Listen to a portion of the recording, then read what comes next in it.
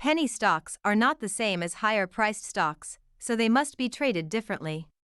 This is why we like to refer to them as their own stock category.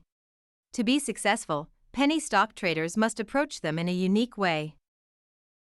Many people are attracted to penny stocks because of the persistent idea that it is an easy way to create wealth.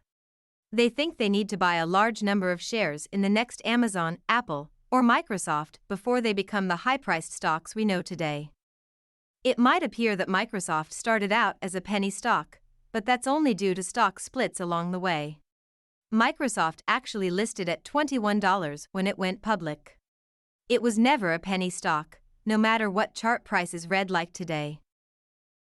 Many people are attracted to penny stocks because of the persistent idea that it is an easy way to create wealth.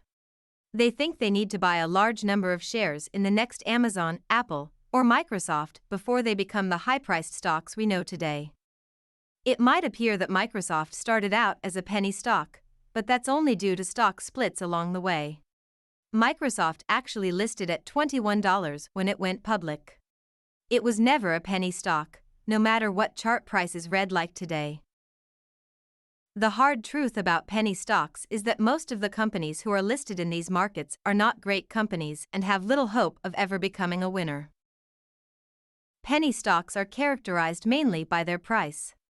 Stocks with prices below $5 are considered penny stocks.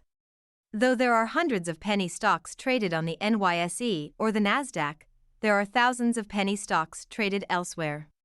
These stocks trade through a distribution known as the over-the-counter market or OTC.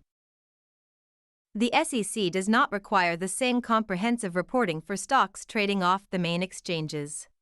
Some companies voluntarily report their GAAP-level financial statements, though most do not.